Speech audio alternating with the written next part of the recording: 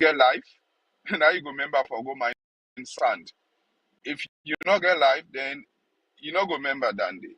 So for protect the life and property of people, a more important than embarking in sand mining for get your daily bread, for move on with your activities. But it's also very much important for expand economic activities. So now they embark on sand mining, we're able to get an alternative means of livelihood.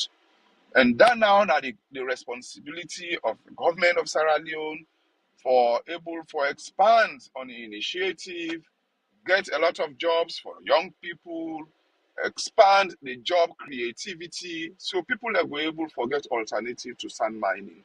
Once that happens, then we go see a dwindling action with regards people where they mine sand. Then we go get the issue resolved in our country, in this country, so particularly in Africa.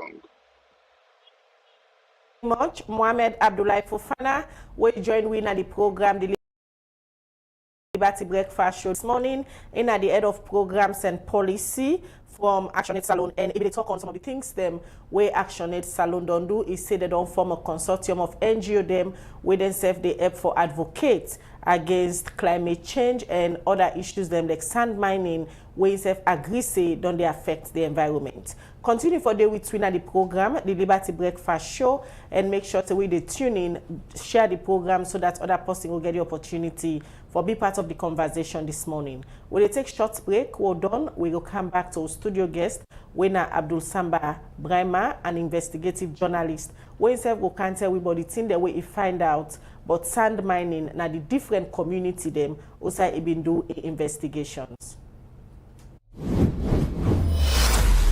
This is Liberty Online TV powered by Orange Sierra Leone. Orange.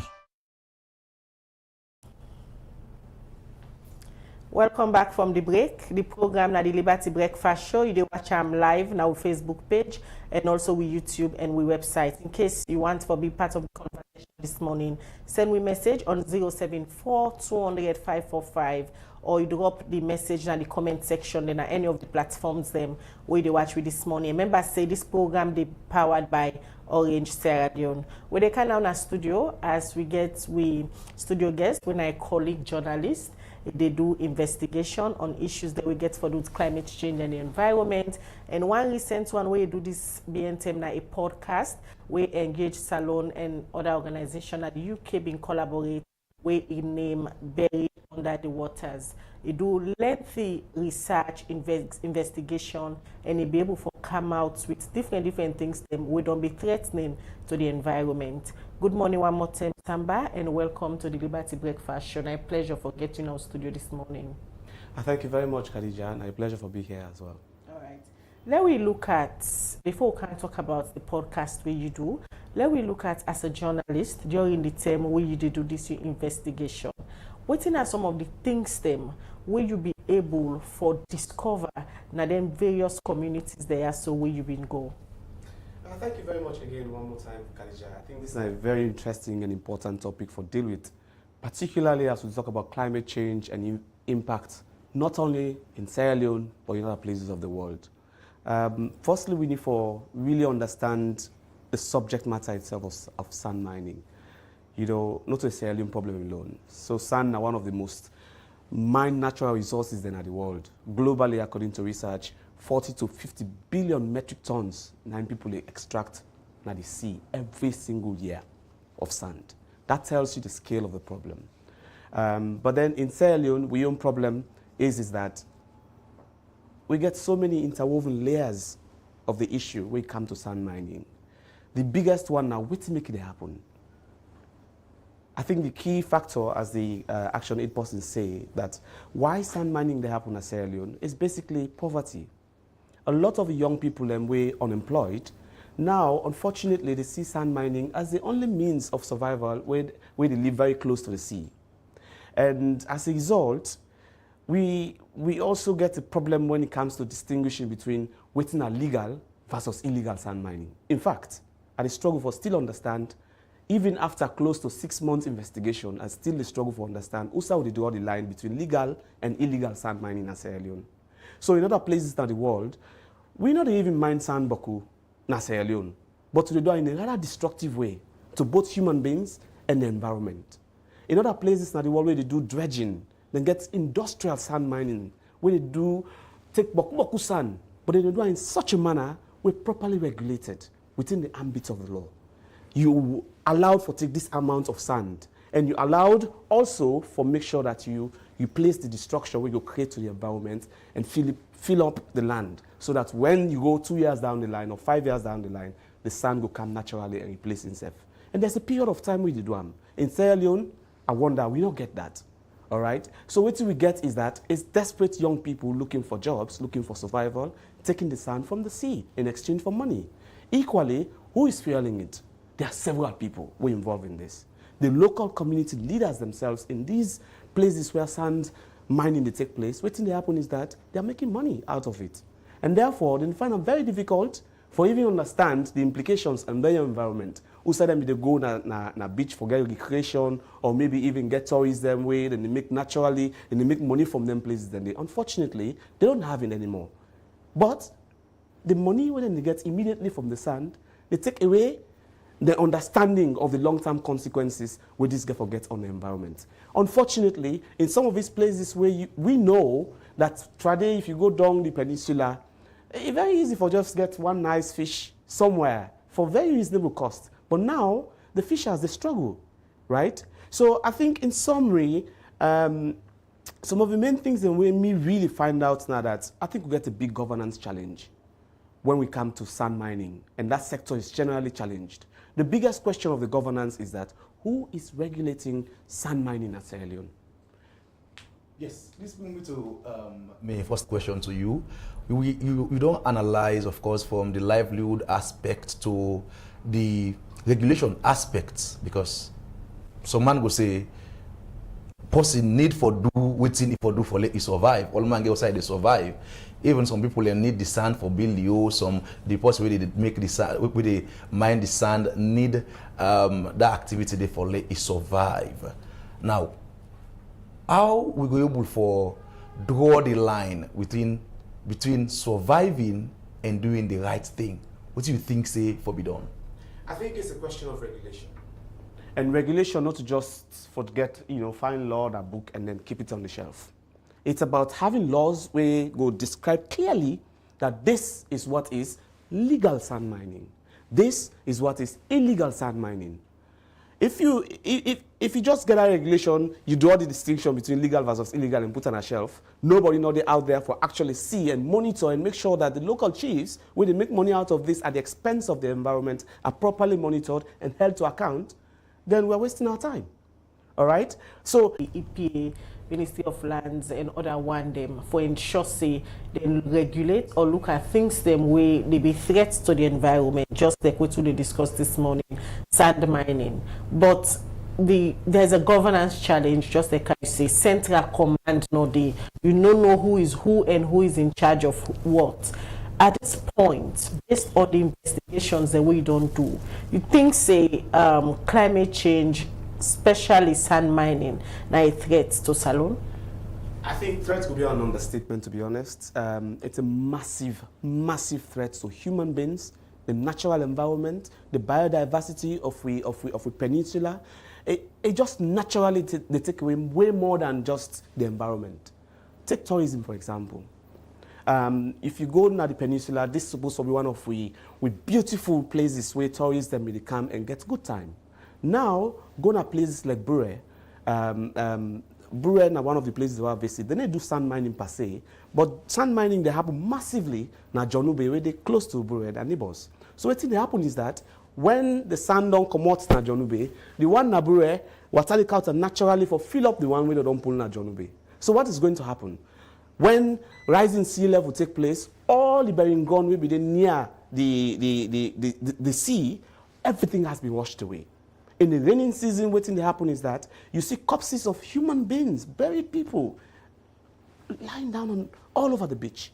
And this is very disturbing if you are a tourist. How you go to that kind of places then? So we are losing income. Okay? The fishers also, now they struggle because they therefore go way deeper into the sea for able to get fish. Because sea level rise, they take place. So businesses already be stretched along that coast have been washed away. And this is telling you that in 5 years to come, if we don't deal with this, if we don't manage it, I think we'll get a proper disaster when they wait for strike. If some of all them things that we talk about, they happen to salon environment, and year in year out, so they see with leaders them, they go attend various summits representing the country, talking about the climate actions they wouldn't they take. You think say that amount of seriousness really there to waiting and can go present now the international conferences there? I think we just probably the COP28 Dubai. I think still go on, and this is a wake-up call. Unfortunately, what to me they see is that the words versus the reality not a match. We go on a COP, we say beautiful things about how much effort would they make for tackle climate change, all right? But hey, the reality on the ground is a different story. And I think for me on investigation, we need to be a bit more serious about this.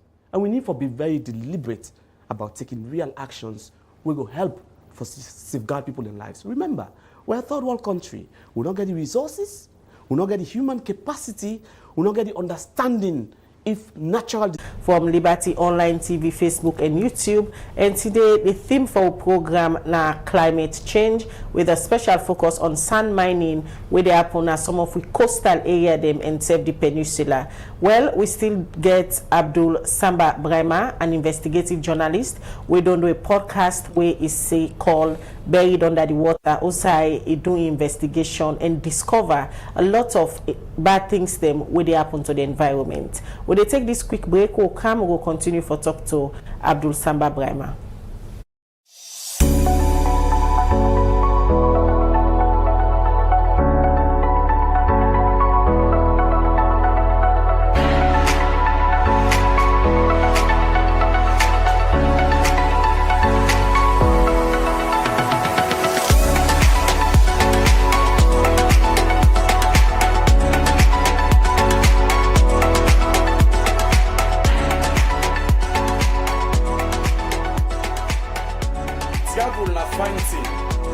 And he always they come with Goku responsibility.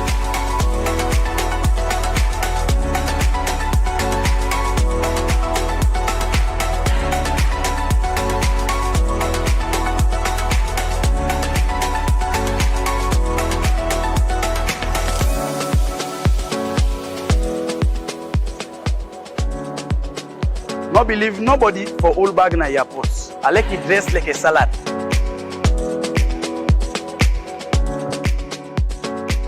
We staff them there for help you, not afraid for ask for help.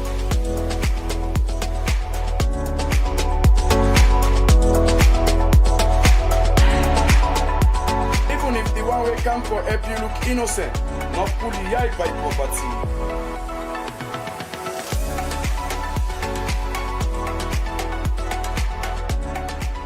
We hardworking staff them there for make you feel safe and secure. Not afraid for talk to anyone pan them.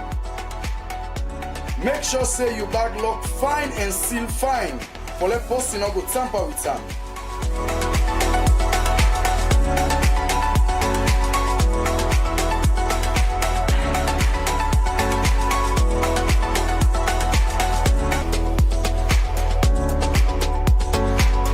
Not go with thin where they know the grip for let you travel with. Thin like a drugs. Or you go get big trouble. The law no go take and not be no and not be no.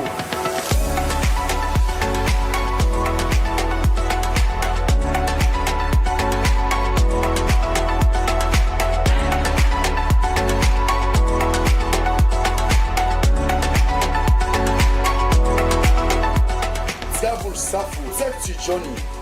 Enjoy the sky with collapse.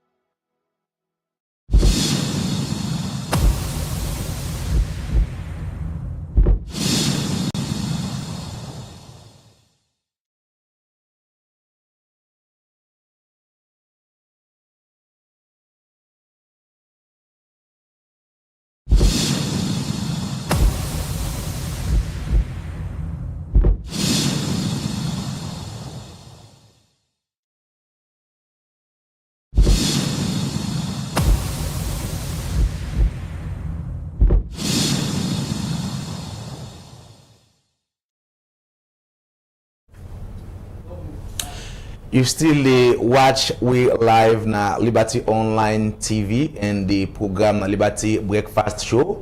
Of course, they come to Liberty Online TV Facebook and YouTube channel. We will bring them to you this morning. I name Abdullah Bla. And Mina Khadija Bangura. We still get Abdul Samba Brema with me at the studio, an investigative journalist where they work around issues they will get for do climate change. And one recent podcast we do this BNTM, a column buried under the waters. Also, he do an investigation around the peninsular area and discover some of the bad things them where they happen in that particular environment. We don't talk a lot about the challenges and waiting the authorities them supposed for do, but then seem not for the do. And now we they get then threats they ask to the environment, because we producer Princess PSF yesterday go work on the Banga farm Osai show with clips of waiting they happen there now. The climate change salon people and the feeler now, because even the rains, we all see how it come this year and onto this December, rains them still they come. When a sign for sure we say now something we really serious. As we speak